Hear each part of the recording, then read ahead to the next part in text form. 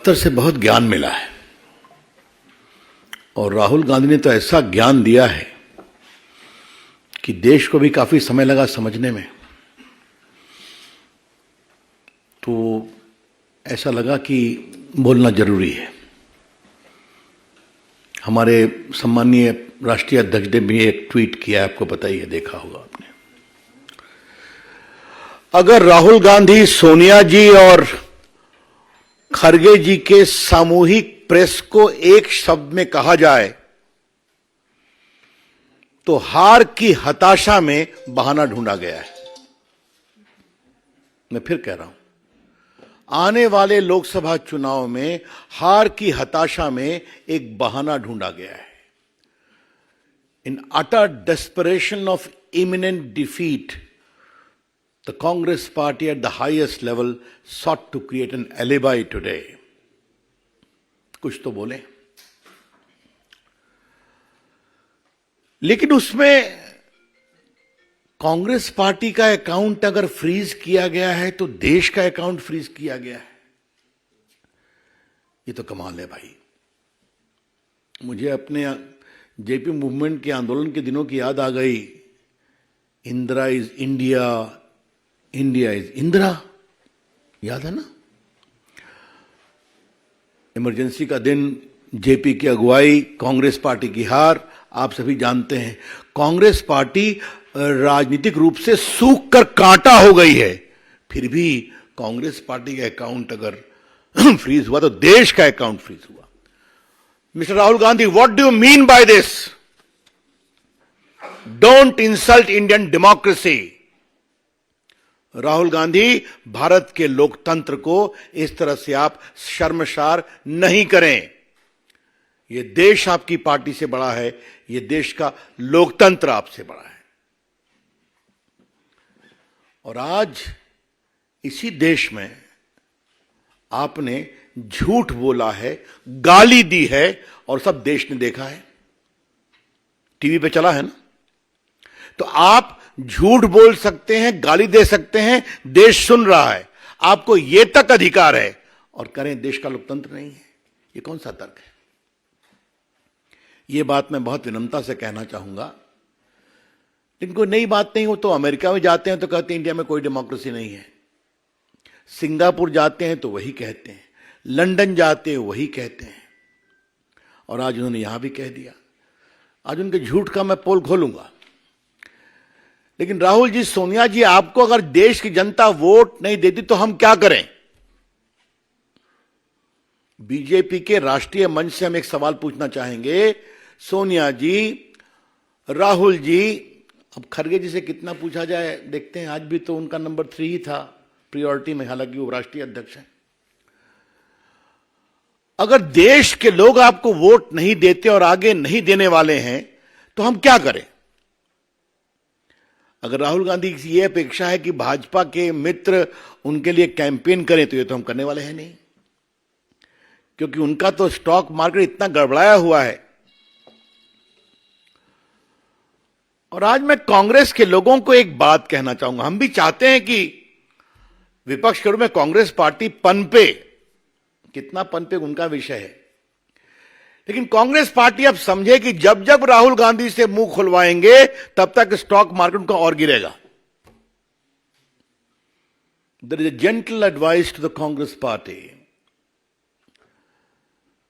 We wish you well, but realize now the more you allow Rahul Gandhi to speak, the more you are losing the ground in the country. अभी आप सोच लीजिए। अब थोड़ा सा राहुल गांधी ने जो झूठ बोला है कि हमारा पूरा बैंक अकाउंट फ्रीज कर दिया तो हम क्या करें, तो आज रिकॉर्ड को स्ट्रेट करना जरूरी है। बाकी इनकम टैक्स का विषय है तो सरकार की ओर से बोला जाएगा, लेकिन अल्प ज्ञान समस्या पैदा करता है। राहुल गांधी जी राजनीतिक विषयों पर कितना होमवर्क करते हैं तो आप जानते ही हैं, लेकिन कानूनी विषयों पर भी जब बोलते हैं तो थोड़ी चिंता हो जाती है। इनकम टैक्स एक्ट का एक सेक्शन 13A है जिसमें सही है कि पार्टियों पर इनकम टैक्स नहीं लगता, लेकिन पार्टी को अपना रिटर्न हर साल फाइल करना पड़ता है, जिसमें बताना पड़ता है कि 20,000 तक कितने हमारे डोनर्स हैं, 20,000 से ऊपर कितने डोनर्स हैं। और अगर आपने ये नहीं फाइल किया हर असेसमेंट ईयर में, तो आपका ये एग्जम्पशन खत्म हो जाता है। ये है section 13A। Let me repeat, under the Income Tax Act section 13A, there is a clear provision that the political party is exempted from income tax, provided they file their return every year as to how much money has come of 20,000 rupees and duly certified auditor's report as to how much they had received from big donation. If you don't do it, you lose that exemption. ये बहुत basic चीज है जिसको समझना चाहिए। अब थोड़ा हम आपको बता दें कि ये जो चिल्ला रहे हैं, 6/7/21 को असेसमेंट ईयर 18-19 के लिए ऑर्डर पास हुआ कि उन्होंने रिटर्न फाइल नहीं किया था। तो रिटर्न फाइल नहीं किया तो एग्जम्पशन खत्म हो गया। एग्जम्पशन खत्म हो गया तो 105,17,29,635 रुपए का डिमांड रखा गया। और मैं आपको बता दूं, इनकम टैक्स एक्ट में धारा 220, धारा 221 में इस बात का पूरा प्रावधान है। कलेक्शन एंड रिकवरी 10 सेक्शन है। कैसे कलेक्शन होगा, कैसे रिकवरी होगी, सर्टिफिकेट होगा, पेनाल्टी लगेगी, मैं पढ़ नहीं रहा हूं, पर there is a inbuilt mechanism, तो उसका टैक्स का प्रोसेस है। आईटीओ ने नहीं किया तो आप अपील में जाएंगे, अपील ने नहीं किया तो आप कमिश्नर के यहाँ जाएंगे, कमिश्नर ने नहीं किया तो आप ट्राइब्यूनल में जाएंगे, ट्राइब्यूनल नहीं किया आप हाई कोर्ट जाएंगे, सुप्रीम कोर्ट जाएंगे। इससे ना संजय मयूख को मतलब है, डॉक्टर पात्रा को मतलब है, ना मुझे मतलब है, ना भाजपा को मतलब है। This is a routine tax process. और राहुल गांधी ने सफेद झूठ क्यों बोला है, यह आज देश को भाजपा के राष्ट्रीय मंच से जाना जरूरी है। हर जगह उनका स्टे रिजेक्ट हुआ, उस पेनाल्टी में अकाउंट फ्रीज हुए, टैक्स नहीं दिया, और झूठ बोले हैं आज। अब देखिए, इन्होंने जब इनको पेनाल्टी लगी तो ये सीआईटी अपील के यहां गए, ये स्टे एप्लीकेशन रिजेक्ट हो गया। इस बात को समझिए। इसलिए अब बिल्कुल रीजन ऑर्डर पर गया। उसके बाद फिर ये गए सीआईटी के यहां, कमिश्नर अपील के यहां, वहां भी रिजेक्ट हो गया। इनका देखा गया, 135 crore tax plus interest add किया गया। फिर आईटीएटी जो इनकम टैक्स ट्राइब्यूनल है, उन्होंने इनका स्टे पिटीशन डिसमिस कर दिया। अब इसके खिलाफ ये हाई कोर्ट गए और माननीय दिल्ली उच्च न्यायालय ने 13 मार्च को वो भी रिजेक्ट कर दिया।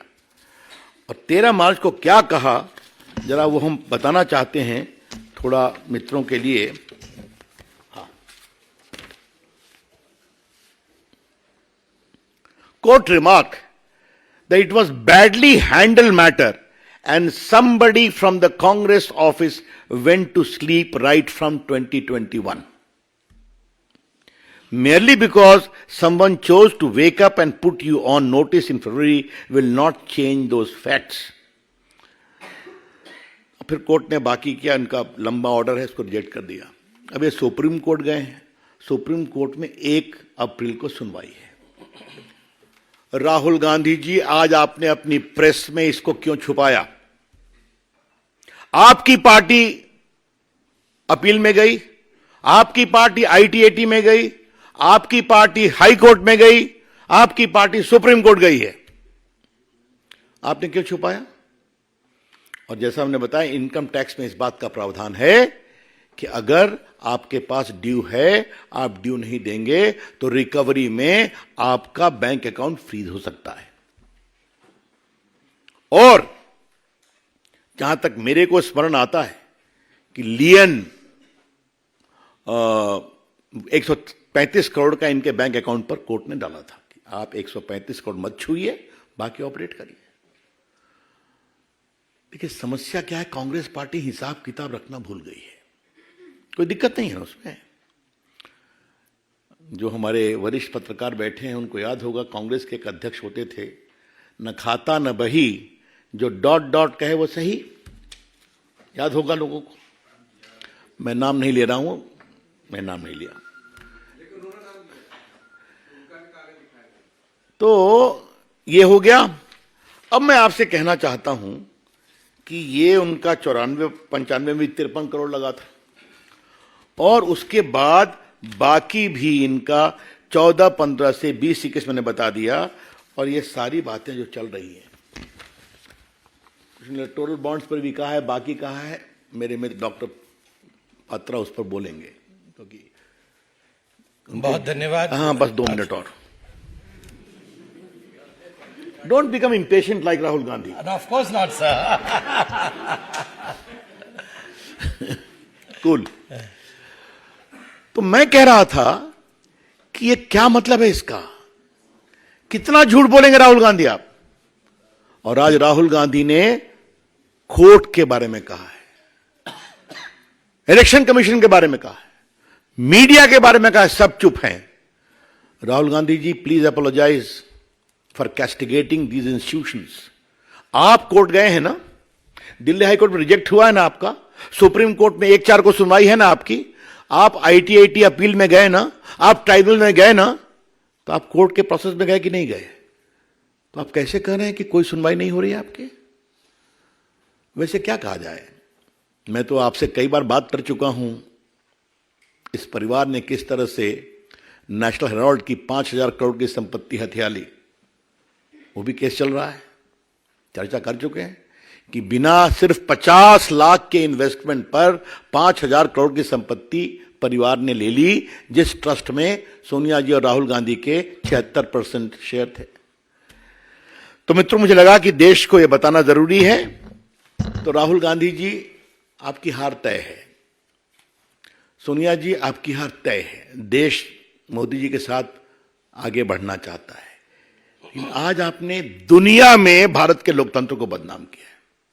I repeat, by this utterly irresponsible, shameful comment, Sonia ji, you and your son have shamed Indian democracy globally. मत करिए। हमें भारत के लोकतंत्र पर गर्व है, हमें भारत की मीडिया पर गर्व है, हमें भारत के न्यायपालिका पर गर्व है। अभी तो देखा इलेक्टोरल बॉन्ड में फैसला हुआ कि नहीं हुआ? हुआ, बाकी होता है, यही तो देश है। तो मुझे लगा कि ये फैक्ट सामने रखें, और राहुल गांधी के एनजीओ मित्रों से आग्रह है, उनको जब प्रेस के सामने आप खड़ा कर देते हैं तो थोड़ा तो होमवर्क करा दिया कीजिए। क्यों उनकी जगहसाई कराते हैं? आपके वो युवराज हैं, आपके लोग उनको भविष्य के प्रधानमंत्री बनाने के लिए व्यग्र हैं, तो थोड़ा सा रंगाई पुताई ठीक से किया कीजिए। धन्यवाद। मित्रों, मेरा विनम्र निवेदन माननीय डॉक्टर तो रविशंकर प्रसाद को आपने सुना। आपसे कुछ ही वक्त पहले कांग्रेस की तरफ से जो प्रेस कॉन्फ्रेंस करके आरोप लगाए थे, उन सभी का खंडन किया। हम सबके जो प्रवक्ता हैं, उनके मार्गदर्शक हैं, बहुत धन्यवाद आदरणीय संजय मयूख जी का। And let me tell you, when it is to speak about Rahul Gandhi, yes I am a bit impatient. इतना कुछ रहता है राहुल जी के बारे में बोलने के लिए कि हम अपने दिल की तड़प को रोक नहीं पाते। तो I am sorry I intruded, but I really wanted to speak about the facts, quoting what Rahul Gandhi really means. अभी बहुत ही उम्दा तरीके से, बहुत ही बड़े तरीके से एक्सपर्ट के रूप में आदरणीय प्रसाद जी ने यह समझाया कि किस प्रकार, जहां तक बैंक अकाउंट फ्रीजिंग का सवाल है, यदि आप हिंदुस्तान के कानून के हिसाब से कोट अनकोट आप डिफॉल्टर हैं, तो you will be treated as a defaulter. ये जो सेंस ऑफ एंटाइटलमेंट है गांधी परिवार की, हम डिफॉल्ट भी करेंगे और डिफॉल्ट करने के पश्चात हमें इस देश के कानून के प्रावधानों को पालन करने से राहत दिया जाएगा। The era of this kind of entitlement is over under prime minister Narendra Modi. ये एरा नहीं है अब, चाहे आप गांधी परिवार के ही क्यों ना हो सकते हैं। और दूसरी बात जो मैं कहना चाहता हूं, remember, it is not the bank account of the Congress party which is frozen, it is the Congress party which is frozen. Congress party आज फ्रोजन है। आप सोचिए, हम आश्चर्यचकित हैं। रात भर सोते नहीं है हम में से कुछ लोग। कभी कभी 2 दिन 3 दिन जब सीसी की मीटिंग होती है, माननीय प्रधानमंत्री आते हैं, 4 बजे प्रधानमंत्री यहां से जाते हैं। जब हम 10 बजे सुबह जगते हैं तो हम देखते हैं प्रधानमंत्री के 2 रैलियां समाप्त हो चुकी है।